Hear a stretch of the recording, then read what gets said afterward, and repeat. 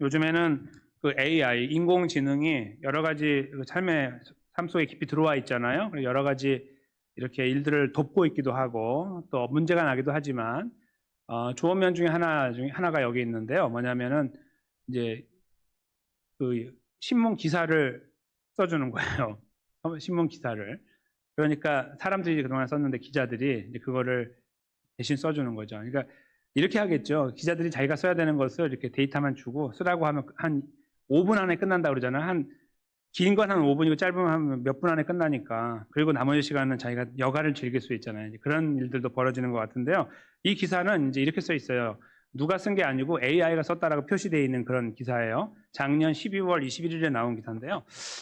제목이 참 저희한테 딱 맞는 거죠. 미국에서 한국인이 가장 흔히 하는 직업, 이거예요. 이거에 대한 내용하고 그다음에 왜, 그리고 그거에 대한 조건 이런 것들을 이렇게 분석해 써놓은 건데요. 나름 괜찮아요. 저는 많은 분에 동의를 했거든요. 한번 제가 좀 소개를 해드릴게요. 10개 정도 분야에서 직업군을 나누어 가지고 이제 한국 사람들 1세, 2세, 3세 이렇게 되는 한국 사람들이 미국에서 정착하고 갖는 직업을 말하는 거예요. 이제 근데 이거를 이제 좀 거창하게 썼어요. 이제 큰 비즈니스처럼 이렇게 썼지만 물론 크고 작은 비즈니스가 있지만 여러 가지 모양으로 전문 용어로 이렇게 썼어요. 예를 들면 중소기업 소유자, 또 기업가인데 이제 딱 가서 보면은 이제 그로서리 이렇게 이제 되는 거죠. 근데 저는 이제 그거를 폄하하는 것이 아니라 굉장히 잘 그 분야를 잘 나누어 썼어요. 제대로. 그리고 굉장히 그 설득력이 있어요. 근데 제가 몇 가지만 설명드리면 이제 저희 안에 해당되는 거죠. 이제 그 식료품점 아까 드린 것도 있고 편의점, 또 한식 레스토랑 이렇게 직간접적으로 연결돼 있고 그다음에 네일이나 미용 샵 이런 거 있죠. 그리고 이제 드라이 클리닝 이런 것들도 있고요. 그다음에 이제 보통 1세 분들보다는 2세나 3세 정도에 찾아볼 수 있는 것도 약간 전문적으로 의사나 그다음에 외과 의사 수술하는 분들, 그다음에 간호사, 약사, 치과 의사 이런 분들이 이제 한국인들이 많이 하는 그런 전문 의료 그 전문가들이라고 이제 표현해요. 이 글에서. 그리고 이제 조금 더 나가면 2세, 3세들이 보통 저희가 우리 후손들이 하는 게 뭐냐면은 소프트웨어 만드는 거, 컴퓨터 관련된 거죠. 그래서 이제 엔지니어 이렇게 돼가지고 이제 여러 가지 이제 기여도 하고 돈도 많이 벌고 이러잖아요. 그런 사람들이 있고요. 그 다음에 이제 조금 다른 각도이지만 또 전문직인데요. 이제 교수, 그 다음에 연구원, 그리고 이제 교사 이렇게 있는데 이제 여기 보면은 그 교사들의 이제 그 분야에 특별히 한국 사람들이 잘하는 거는 영어는 아니고 수학하고 과학 이렇게 써 있어요. 특별히 이제 한국 분들 워낙 수학을 잘하시니까 그런 것들이 있고 뭐 변호사 많죠. 이제 저희 후손들 중에 뭐 이제 1세 분들도 계시는 분도 계시지만 보통 2, 3세가 좀 이제 하죠. 그런 것들이 이제 쭉 나열돼 있어요. 이러이러한 일들을 합니다. 그리고 이제 거기에 제가 또 말씀 안 드린 분도 많이 있지만 이제 보험 대리인 있잖아요. 우리 보험 무조건 한국 사람한테 가잖아요. 어떤 분들은 이렇게 그런 얼마나 많아요. 거기 있고 자동차 기술자, 그러니까 이제 이렇게 저희가 차가 문제가 되면 맡길 때 전기 기술자 이런 분들이에요. 이런 분 두루두루 이런 분들이 이제 한국 분들이 주로 담당하고 있는 그리고 이제 여기 정착하고 살아가는 직업군이다 이제 설명하는데 그것이 끝이 아니고요. 이제 좀 나가서 그것을 위한 조건들이 이제 보통 세 가지로 주어지는데 한 가지가 뭐냐면은 전문 지식이라고 이제 표현하고 있어요. 그래서는 전문 지식이 있어야지 이제 할 수 있다. 이제 그 1세 분들도 전문 지식이 있는 분들 이제 예를 들어서 이제 그 여러 가지 그 아까 그 전문 자동차 기술자 같은 거는 전문직이잖아요. 전문적인 거 모르면 못하는 거잖아요. 이제 그런 것들부터 해가지고 많아요. 이런 것도 있는데 그런 한 가지가 있고 또 하나는 뭐가 있냐면 커뮤니티의 지원이에요. Support of Community, 커뮤니티 서포트라고 부르는데 이게 있어요. 제가 여기에 대해 좀 더 말씀드릴 거예요, 이따가. 그리고 이제 세 번째는 언어 능력입니다. 미국에 살려면 영어를 편안하게 할 수 있는 만큼 이제 그 자기를 표현할 수 있기 때문에 중요하죠. 그러니까 이제 이런 것들을 갖고 있을 때는 저기에서 이제 여러 가지 다양한 것에 또 기회가 많아진다 이제 그런 의미가 될 것입니다. 근데 여기에서 제가 이제 커뮤니티 지원이라는 걸 설명드리려고 그래요. 여기 계신 분들 중에 이제 이런 이야기를 들어보셨을 거예요. 저는 이제 많이 들었는데 이제 미국에 딱 이민을 오시잖아요. 비행기 타고 쫙 오셔서 딱 내려요. 이민가장 이만한 거 막 최대한 빼가지고 막 이렇게 높이잖아요. 그거 빼가지고 몇 개 갖고 이제 찔리 끄고 오는데 자기를 라이드하는 사람이 이제 그로소리를 하시는 분이다. 그러면 그 사람도 그로소리 한다 이거죠. 그 사람이 이발사다. 그러면 그 사람도 이발사가 되거나 그 사람이 사는 동네로 가고 그 사람이 먹는 걸 먹고 그 사람 만나는 사람 만나고 그 사람 가는 교회 가죠. 그렇죠? 이게 그냥 거의 웬만한 한국 분들은 다 제가 들었을 때 제가 개인적인 경험을 한 80% 이렇게 저한테 말씀하셨어요. 다 그렇게 저도 그렇게 하고 싶죠. 그런데 그렇게 안 되더라고요. 이렇게 말하는 거예요. 오늘 제목처럼 뜻대로 되던가요? 안 돼요. 미국에 왔을 때 이제 딱 갖고 있던 여러 가지 꿈과 포부들이 있는 분도 계실 거고요. 아니면 여러 가지 여건상 그런 건 없이 그냥 오신 분도 계실 거지만 나름의 이제 생각을 갖고 오셨을 거예요. 나는 앞으로 이런 걸 해야지라고 오셨는데 다른 일을 하고 계시는 거예요. 만족하게 또 잘 이렇게 거기 정착하시는 분도 계시고 물론 불만이 있는 분도 계시겠지만 전혀 다른 일을 하시는 분들이 너무나 많아요. 미국에서. 이런 거 어떻게 굉장히 잘하시는데 계속 한국에서 하셨어요? 그러면 아니요. 깜짝 놀라시죠. 제가 이런 거요? 아니, 안 해봤어요. 여기 와서 한 거예요. 자녀 키우다 보니까 할 수 없죠. 뭐 이렇게 이제 말씀하시는 걸 이제 듣곤 했던 기억이 있는데요. 여러분은 어떠십니까?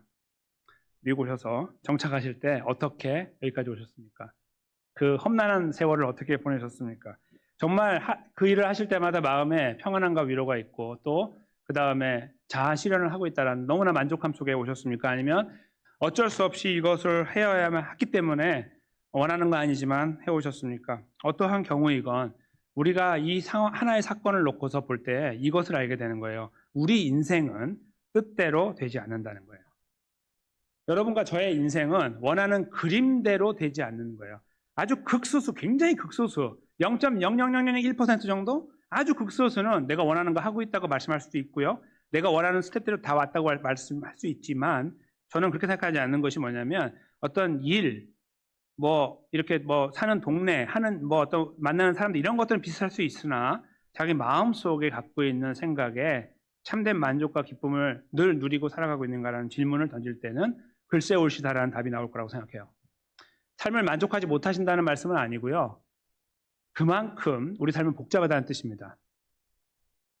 그리고 조금만 생각해 보면 내가 원하는 것과 나는 다른 길을 왔거나 아니면 그 일을 했지만 내가 원하지 않는 일들이 벌어졌거나 나는 거기서 굉장히 큰 어려움을 당했거나 아니 그것 때문에 내가 굉장히 나에게 실망하거나 상황에 실망하는 일들이 있었다라고 말할 수 있을 것입니다. 그렇죠? 그래서 우리 인생은 뜻대로 되지 않습니다. 그리고 이제 조금 더 이것을 확장해서 이제 가정이 있으신 분들 중에 후손이 있으신 분들에게 생각하면 자녀가 내 마음대로 되지 않는다. 이게 좀 더 깊이 와닿는 말씀이에요. 내 인생은 내가 버티겠는데 자녀는 안 그렇더라고요. 이렇게 말씀을 하시는 분들도 많이 만나기 때문에 오늘 저희가 읽은 본문은 바로 이 부분을 극명하게 보여주는 말씀이에요. 땅 이야기만 나와서 이렇게 혼동하고 읽기도 어려운 말씀 계속 저희 여호수아 읽을 때마다 그렇잖아요. 근데 이것은 오늘 그 내용을 담고 있는데 왜 그런지 제가 잠깐 들여다보면서 이것은 오늘 이 특별히 종료 주일인데 예수님 예루살렘 들어가신 거하고 무슨 관계가 있는지 그 부분 잠깐 저희가 살펴보면서 우리의 마음을 만지시는 하나님 아버지의 위로와 격려가 충만하시기를 소망하면서 말씀으로 들어가겠습니다. 오늘 저희가 읽은 본문의 말씀은 제가 쭉 읽어드리면 졸리실 수 있기 때문에 다 땅 이야기만 나오니까 다시 읽지 않겠습니다. 제일 마지막 부분은 이따가 읽을 거고요. 대신 지도를 보여드리겠습니다. 좀 나으시겠죠? 물론 이제 영어로 됐기 때문에 조금 죄송하지만 일단은 그냥 이 정도는 우리가 다 커버할 수 있죠. 그래서 먼저 왼쪽에 있는 지도를 보시면 이스라엘 12지파가 땅을 차지할 때 최종 그림이에요. 12지파가 땅을 다 차지하고 정복했을 때 최종 그림. 요게 이제 12지파가 들어간 모양이다. 이렇게 보셔도 과언이 아닙니다. 근데 거기에 제가 동그라미 이렇게 사선으로 쳐 있는 동그라미 보시면 잘 안 보이는데 보라색으로 되어 있는 곳이 스불론이라고 하는 곳이 차지한 곳입니다. 바닷가하고 약간 떨어져 있고 이쪽 그 그림에 이제 지금 그 스불론이 동그랗게 되어 있는 거 오른쪽에 조그맣게 이렇게 파랗게 있는 것이 갈릴리 호수거든요. 바다라고도 부르고 그러니까 갈릴리 쪽에서도 멀고 이쪽에 지중해에서 좀 먼 약 내륙에 있는 조그마한 땅이에요. 거기를 스불론 지파가 차지하게 됐다. 그것이 오늘 본문의 내용이고 여러 가지 지명을 가지고 이렇게 그 테두리를 만들어주고 있다. 이렇게 생각하시면 돼요. 이렇게 만들어진 테두리가 오늘 본문에 나와 있는 내용을 따라가다 보면 그려지는 땅 모양이다. 이렇게 생각하시면 되겠죠. 그것을 이제 오른쪽으로 다시 오시면 이제 잠깐만 죄송합니다. 왼쪽 먼저 조금만 설명드릴게요. 저 그림을 가지고 그 바로 위에 보면요. 이게 왼쪽 그림에 동그라미 되어 있는 거 바로 위에 보면은 아셀, 한국말로 아셀이라고 하는 지파가 이렇게 있어요. 파란색이라서 잘 이렇게 혼동이 되시는데 바닷가하고 색깔이 비슷하죠. 예, 거기 지금 커서가 이렇게 있는데 그 아셀이 차지하게 된 저 땅이 사실은 누구 땅이었냐면 스불론 땅이었어요. 오늘 저희가 읽은 스불론. 그걸 저희가 잠깐만 생각해 보려고 그래요. 이제 지금 그림에서 잠깐 벗어나서 창세기 49장 13절로 가겠습니다.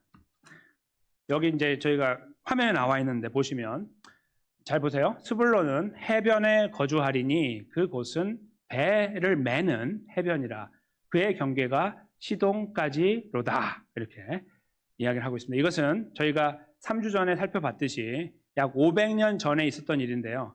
누가 말했냐면 이스라엘의 조상 야곱이 말했던 거죠. 죽어가면서 하나님 부름 받아가면서 12 자손들에게 복을 빌거나 저주를 했던 사건들을 저희가 알고 있죠. 3주 전에 저희 저주에 대한 이야기를 나누었습니다. 저주를 퍼부었던 사건. 오늘은 그것은 아니고요. 땅을 정해주는데 이 스불론은 바닷가 쪽에 살 거야 이렇게 이야기를 한 거예요. 야곱이 죽어가면서. 그래서 시돈이라는 곳은 오늘 지도에는 안 나올 정도로 저 위쪽에 있어요. 아주 위쪽에. 그러니까 바닷가 저 위쪽에 있는 큰 도시인데요. 여기 안 나오지만. 그러니까 저 아셀이라고 하는 저 아까 저 바닷가에 있는 도시에서 저 위쪽에 지도에 안 나올 정도 높은 곳에 시돈이 있으니까 스불론은 그 지역까지 넓게 차지하고 살게 될 것이다. 이렇게 말한 거예요. 그게 이제 아버지의 축복이었죠. 죽기 전에. 근데 오늘 그림을 보니까 500년 흐른 다음에 보니까 그 그림대로 되지 않았어요. 그리고 스불론은 엉뚱한 곳에 자리를 잡고 살게 됐습니다. 내륙에 바다하고 먼 물고기를 못 잡아요. 물고기를 못 잡는 곳에 살게 됐어요. 분명히 배를 매는 곳에 살 거라고 해서 물고기 많이 먹을 줄 알았는데 한 마리도 못 먹게 되는 상황 속에 된 거예요. 물론 사서 먹으면 되지만 그것이 스불론의 위치가 된 거예요. 오른쪽에 있는 지도는요, 그 스불론이라고 하는 것을 이제 확대를 한 거예요. 한 50배 정도 확대한 것 같아요. 굉장히 크게 확대를 했는데, 그래도 글씨가 너무 작아서 안 보이는데, 그냥 제가 이제 점처럼 보이는 것을 표시를 해드린 건데요. 저 스불론이라고 하는 곳에 지금 오른쪽에 동그라미, 글씨 오른쪽에 있는 동그라미는 뭐냐면, 우리가 잘 아는 나사렛이에요. 나사렛은 어떤 곳이냐면, 예수님이 탄생하셔서 피난 갔다가 다시 올라오셔서 사시게 됐던 그 부친이 살고 있던 그 마을이에요. 그래서 거기서 성장하셨단 말이에요. 거기가 저기 나사렛이 있는데 나사렛이 저기 있고 없고는 별로 중요하진 않아요. 오늘 본문에 안 나오기 때문에. 근데 제가 그냥 거기 있다는 것만 참고로 말씀드린 거고요. 그다음 왼쪽에 보면은 베들레헴이라는 곳이 있는데 안 보이시겠지만 동그라미 왼쪽에 있는 거는 베들레헴인데요. 저희가 성경에서 베들레헴은 어디입니까? 예수님 탄생한 곳. 그러면 예수님이 스불론 지파에서 태어나셨나? 생각하실 수 있어갖고 제가 오해를 풀기 위해 갖고 온 거죠. 그렇지 않고 베들레헴은 두 곳이 있는데 성경에 하나는 이곳에 있는 베들레헴이고 다른 한 곳은 저 아래쪽 왼쪽의 지도의 저 아래쪽에 있는 유다가 차지하고 있는 그곳에 있는 작은 마을 베들레헴 에브라다라고 부르는 그 마을이 있는 거죠. 예수님 거기서 탄생하셨죠. 그래서 이름은 같지만 다른 곳이다. 베들레헴은 떡집이라는 뜻인데요. 떡집이 두 개 있는 거죠. 이스라엘에. 그렇게 생각하시면 되겠습니다. 스불론은 저렇게 엉뚱한 곳에 자리를 잡고 살게 되었다는 것이 오늘 본문에서 말씀하고 있는 내용입니다. 제가 창세기 49장 13절을 가져온 이유는 그 잠깐의 비교를 통해서 그 말대로 되지 않았다는 것을 증명해 보여드리고 싶었던 겁니다. 누구의 말이었냐면 야곱입니다. 야곱은 지금 죽어가면서 자손들을 위해서 만약에 복만 빌었다면 하나님께 저는 그에게 그래도 조금의 동정표를 줄 수 있다고 생각하는데요. 그는 자기 자신을 제대로 살지 못했으면서 자기가 기분 나쁘다고 두 아들에겐 저주를 퍼부었던 사람이에요. 저는 그 사람을 하나님이 쓰신 것은 박수치고 환영할 일이지만 개인적으로 존경하지 않아요. 그 사람의 삶을 보면 가정 안에서 하는 일들을 보고 이렇게 그 자녀들을 다스리는 것들을 볼 때에 존경할 만한 것이 없다. 저는 그렇게 개인적으로 생각하고 있는 사람이에요. 야곱은 이스라엘 조상이긴 하지만.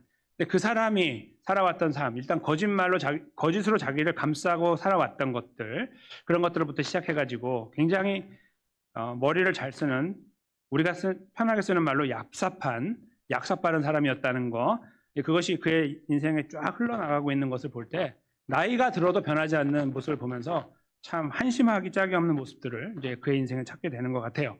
근데 그 사람이 누워서 죽어가면서 자기가 편한 사람, 괜찮게 여기는 사람은 복을 막 주려고 하고 그렇지 않으면 저주를 주려고 하는 이 현상 자체가 우리가 지난 3주 전에 살펴봤던 것처럼 만약에 하나님께서 그를 그래도 귀하게 여기시사 그가 하는 말 하나하나를 다 꼬투리 다 잡아가지고 그대로 이루어가기 원하셨다면 이스라엘은 망가집니다. 이스라엘은 완전히 망가지는 거예요.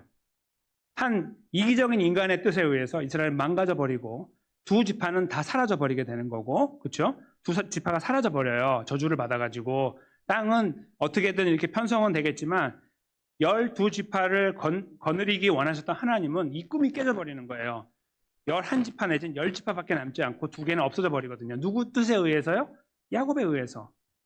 우리가 만약에 그래서 오늘 본문을 이렇게 그 두 본문을 가지고 생각하는 가운데 만약에 창세기 49장 13절 말씀이 이루어졌다면 우리는 그 하나님에 대해서 신뢰할 수 있을까라는 질문을 제가 연결해서 여쭤보고 싶어요. 여러분들과 저 자신에게. 그런 하나님이라고 할 때 우리는 그 하나님을 신뢰할 수 있을까라는 무거운 질문입니다. 그 사람이 정말 의인으로 잘 살아왔던 사람이라고 해도 그 속에 뭐가 들어있는지 모르잖아요. 그러니까 그가 기도하는 내용이 무엇인지 모르고 무슨 꿍꿍이로 이런 기도를 하는지 모르거든요. 근데 그거에 대해서 하나님이 다 허용해주는 어떤 특정한 사람이 있다고 할 때 이 세상은 그 사람에 의해서 움직이는 거예요. 잘 생각해 보세요. 그렇죠? 그 사람이 움직이는 거예요. 하나님이 아니고. 그리고 그 사람이 만약에 조금이라도 삐뚤어진 생각을 갖고 있는 사람이 그렇게 하나님하고 좋은 관계가 있어가지고 그렇게 기도해가지고 세상을 움직인다고 생각해 보시면 세상은 망합니다. 왜냐하면 그 사람이 혼자가 아니라 여러 명이 있을 거고 어쩌면 서로 경쟁할 수 있는 사람이고 긴장 관계에 있는 사람일 수 있기 때문에 서로 미워하고 질책한다면 하나님께 그렇게 기도할 거고 하나님 거기서 혼선을 빚겠죠. 누구 말을 들어야 되지? 나중에 잘못하다 보면은 서로 때리고 맞는 상태가 돼서 세상은 망하게 되는 거예요. 오늘 본문은 저에게 굉장히 중요한 사실을 주고 있는 거죠. 인생이 뜻대로 되느냐? 물어보는 거예요. 답을 주는 거예요. 아니, 이게 오늘 본문의 메시지예요. 이것은 저희가 살아왔던 삶 자체가 완전히 망가졌고 이상한 방향으로 틀어갔고 나는 내가 원하는 삶을 살지 않았어요. 그런 말씀을 드리는 게 아니에요. 우리가 살아가면서 만나는 상황들이 우리가 무언가를 기도해야 되고 극복해야 되고 하는 것들이 생긴단 말이에요. 그걸 기도해 가는 와중에 하나님 아버지께서 우리와 관계를 형성하고 우리 기도를 들어가는 방식이 어떠냐는 거예요. 과연 내가 기도하는 것은 100% 응답을 받으며 하나님은 항상 내 편에서 나를 지켜주고 내 원수들을 물리치시는 그런 분으로 존재해 오셨냐라는 질문과 같은 거예요.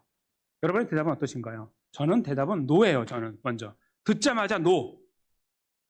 왜냐하면 제가 원했던 어떤 이렇게 길이 있다면 이 길로 가다가 틀어지는 경우가 많았거든요. 내가 원하지 않았던데 이 길로 가고 있는 거예요. 하나님, 나는 제발 이거 안 했으면 좋겠는데 그 길로 가고 있는 상황. 이런 걸 경험하는 가운데 내 뜻대로 되는 게 아니구나. 이렇게 이제 느끼게 되는 일들을 오히려 만나왔다고 저는 고백하게 돼요. 여기 계신 분은 어떠신가요? 그렇지 않으신가요? 삶을 잘 살아오셨고 의미 있게 살아오셨고 내 삶에 대해 나는 감사하고 있어도 그렇지 않았냐고 여쭤보는 거예요.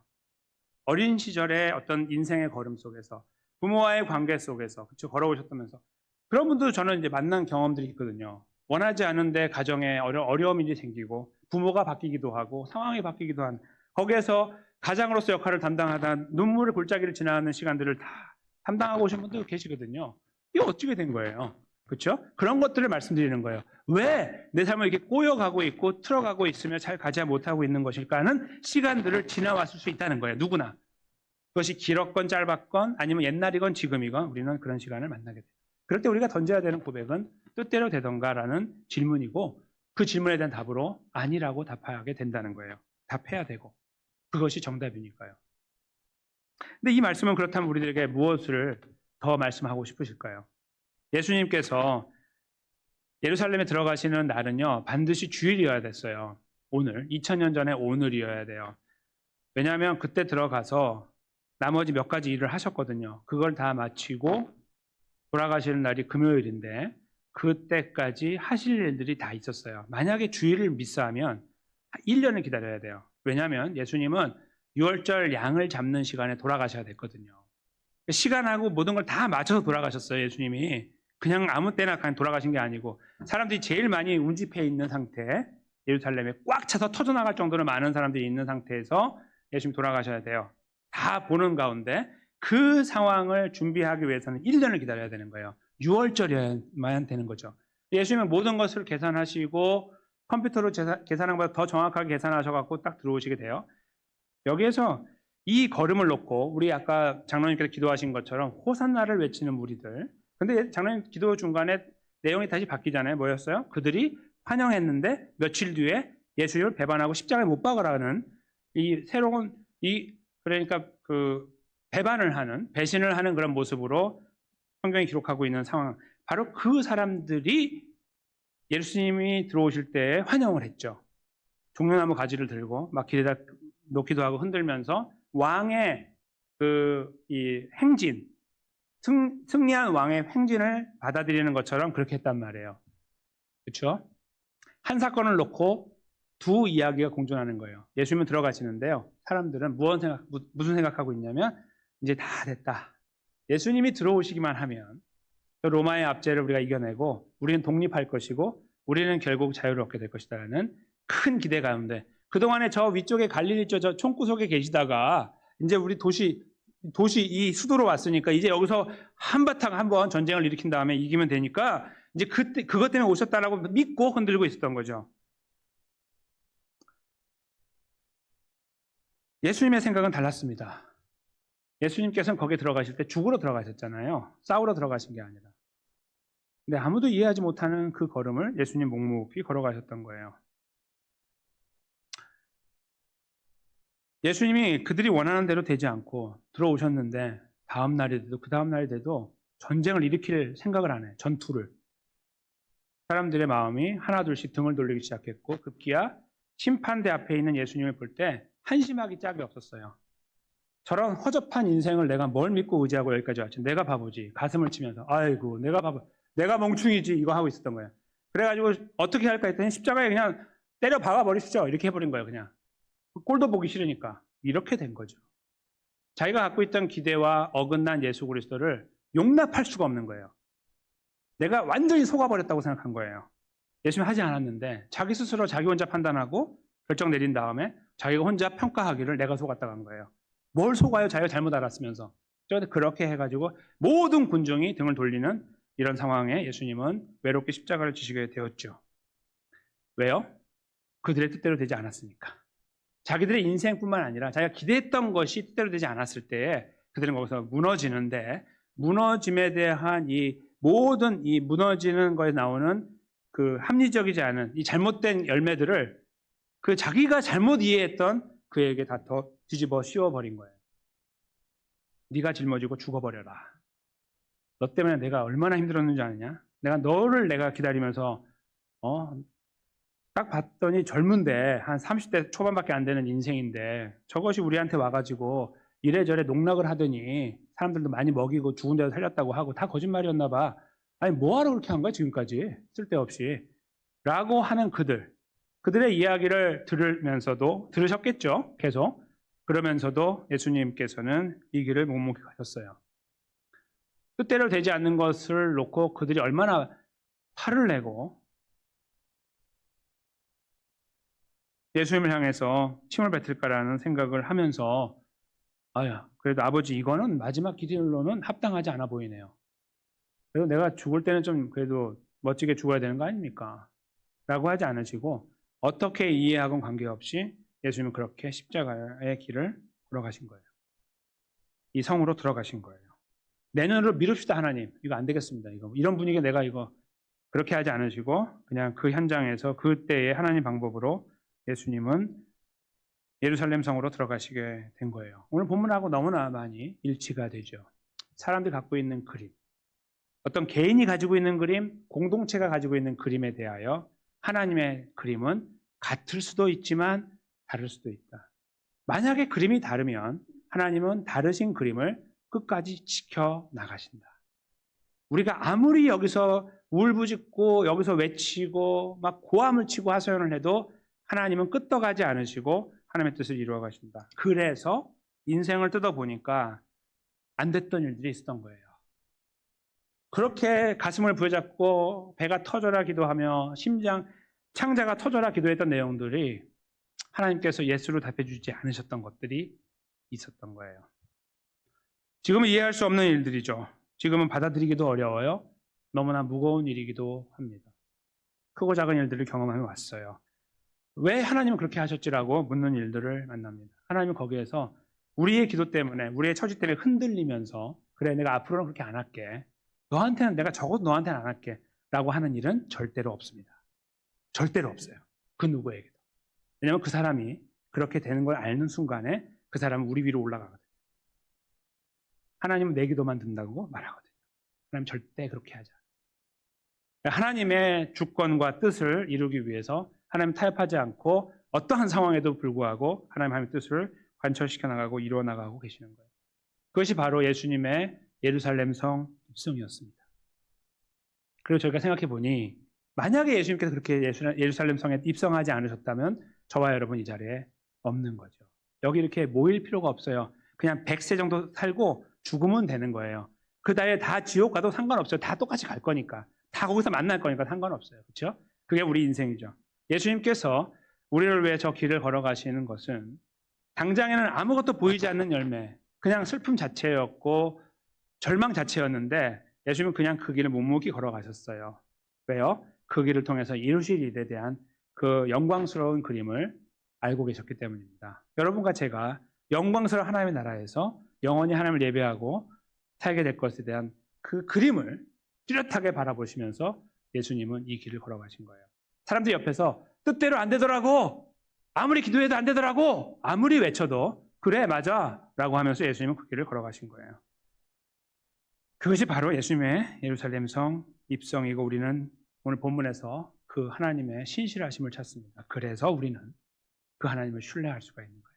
아무의 편에도 서지 않으시는 진실하신 분, 공평하신 분, 우리의 아버지 하나님을 우리가 알고 있게, 내가 비록 연약하고 저 사람이 나보다 강하지만 저 사람의 기도를 듣고 나를 힘들게 하는 것이 아닌 나의 연약한 기도도 함께 듣고 계시면서 우리 모두의 걸음을 하나님의 계획 안에서 선하고 아름답게 인도해 나가시는 분, 그분을 우리가 하나님 아버지로 모시고 의지하고 살아가고 있다는 사실, 바로 그것을 저희가 여기에서 함께 동의할 수 있어야 될 거라고 생각합니다. 바로 그것을 놓고서 하나님께서 사도 바울을 통해서 이렇게 말씀하셨죠. 로마서 9장 16절인데요. 사람의 뜻대로 되지 않는다는 것을 이제 잘 표현하셨어요. 잠깐 제가 읽어드리면 이래요. 그런즉 원하는 자로 말미암음이 아니요 다른 박질하는 자로 말미암음도 아니라 오직 긍휼히 여기신 하나님으로 말미암아 이루어진다. 무엇이? 구원이. 이렇게 표현하고 계시는 거예요. 그러니까 구원 받고 싶다고 구원 받는 것이 아니다. 다른 말로 하면 되게 무서운 말씀이에요. 우리가 사랑하는 어떤 사람이 있어요. 하나님 이 사람을 하지 않기로 결정했어요. 그럼 구원 못 받는 겁니다. 우리가 죽도록 기도해도 안 받아요. 매일 금식해도 안 돼. 우리가 굶다가 죽어도 구원 못 받아요. 그것이 하나님의 뜻이라는 거죠. 다른 박질하는 자로 내가 아무리 뛰고 열심히 해도 하나님의 뜻이 아니면 그것이 이루어지지 않는다는 말씀이에요. 무서운 말씀이고 감사한 말씀이에요. 왜요? 우리는 저 앞에 두 가지에 대해서 자신이 없거든요. 이렇게 잘 못하거든요. 그런데 우리를 품어주시다 긍휼히 여기시는 손길로 우리를 구원의 자리에 세워놓으셨거든요. 그것이 감사할 따름이에요. 이루어지지 않는 것 통해서 우리는 그래서 하나님의 주권을 만나는 겁니다. 왜 안 되지 해서 기도를 덜 했나? 이런 표현이 있잖아요. 기도가 부족하다는 표현이 있죠. 사실은 정확한 성경적인 표현이 아니에요. 약간의 무속적인 표현입니다. 죄송하지만. 무속 아시죠? 점쟁이. 아니 죄송합니다. 점쟁이 아니고 무당. 그렇죠? 그러니까 무속적인 거. 좀 더 모자라 이거는 성경의 표현이 아니에요. 절대로 없어요. 성경에는. 뭐가 모자른데요? 예수님의 이름으로 기도하는데. 한 번이면 되는 거죠. 계속 기도할 뿐입니다. 우리 가슴이 힘들기 때문에. 그거보다 우리는 거기서 이걸 만나는 거예요. 하나님께서 원하시는 것이 아니구나 라는 걸 만나는 거예요. 나의 연약함과 부족함을 거기서 바라보는 겁니다. 왜요? 그걸 감당할 수 없으니까. 어떤 일 때문에 분노가 치밀어 오르기도 하고 주저앉기도 하는 상황들을 계속 경험하기 때문에 그리고 허용하는 하나님이 용납할 수 없고 그리고 용납은 하더라도 우리가 너그러운 마음으로 뭔가 그래도 감당할 수 없으니까 힘들어하고 눈물을 흘리고 피눈물의 시간들이 이어질 수도 있어요. 그러나 하나님의 뜻은 변치 않는다고 우리에게 말씀하십니다. 한편으로는 애석하지만 한편으로 너무 감사한 것은 우리가 변하기 때문입니다. 가변적인 인생, 오늘의 고백과 내일의 고백이 다른 인생. 제가 언제 그랬어요? 하나님 이렇게 말하는 인생, 그것이 우리인데 그럼 우리는, 저와 여러분은, 저는 일단 먼저 지옥에 내려가 있을 것입니다. 두말할 필요 없이 예수 그리스도께서 그래서 오셨고 아무도 이해하지 않는 예루살렘 입성을 이루신 거예요. 종료주의를 지키는 이유는 거기 있는 거예요. 왜 하필 그날을 기억합니까? 하나님께서 인생을 사랑하시고 하나님 백성을 사랑하셨지만 결코 그 뜻을 꺾지 않으시고 지켜나가셨던 상징적인 시간이었기 때문입니다. 십자가로 이어지는. 우리는 그래서 우리 안에 그 사건을 기억하면 감사가 떠오르게 됩니다. 비록 우리 삶에서 어려운 일을 만나도 우리는 기도할 수 있는 기도의 끈을 놓지 않게 돼요. 왜냐하면 하나님은 신뢰할 수 있는 분이거든요. 내가 바꿀 수 있는 분이 아니라는 사실이 애석한 면은 있지만 다른 한편 너무나 감사하거든요.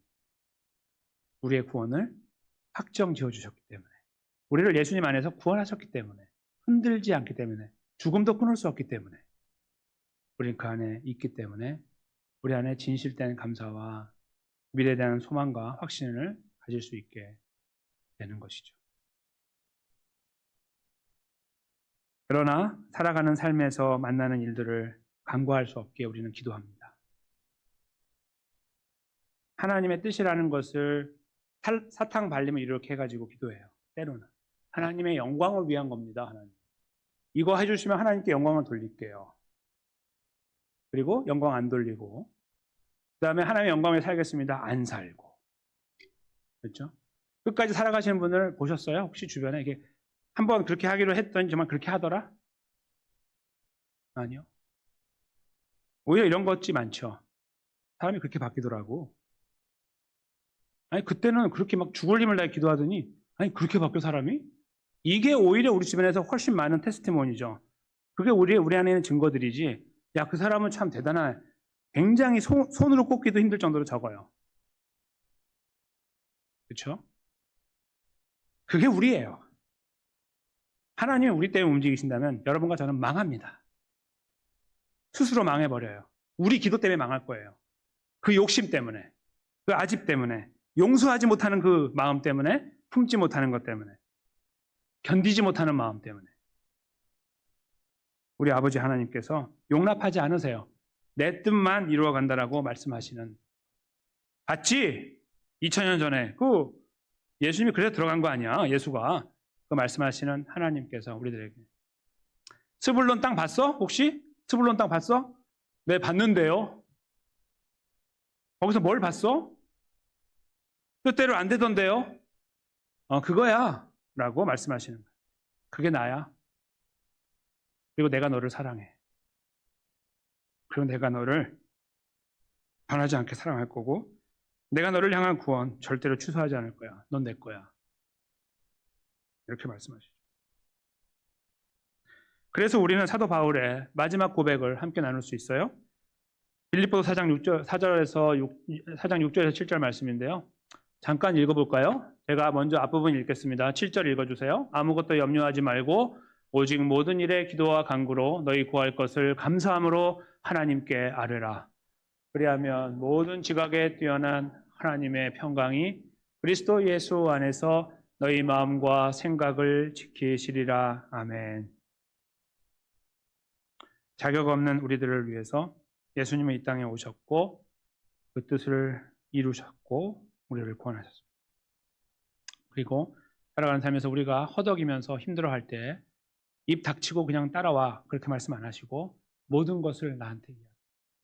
아무것도 염려하지 말고, 아무것도 염려하지 말고, 어떤 것을 제한하지 말고 다 모든 일에 기도와 간구로 너희 구할 것을 감사합니다. 하나님께 하리라고 말씀합니다. 그리하면 모든 지각에 뛰어난 우리의 생각을 초월하신 하나님의 절대적인 판단에 의해서 우리 마음과 생각을 그리스도 안에서 지켜주실 거라고 말씀합니다. 때로는 우리가 감당하기 어려운 길, 하나님 이거 아니잖아요. 하나님 그 길에 제가 있는데, 그 길을 우리가 걸어가는데 그 길을 걸어가게 하시는 거예요. 나중에 평가하시고 상 주시겠죠. 지금은 이해 못하지만 그 길을 너희 혼자 가, 그냥 가라는 대로 그렇게 안 하시고 그 길에서 눈물을 흘릴 때 눈물 닦아주시고 격려하신다는 거예요. 그것이 우리 아버지 하나님의 놀라우신 은혜입니다. 우리가 어찌 기도하지 않을 수 있습니까? 어찌 하나님 아버지를 의지하지 않을 수 있습니까? 이 신실하신 하나님을 어찌 우리가 등한시할 수 있겠습니까?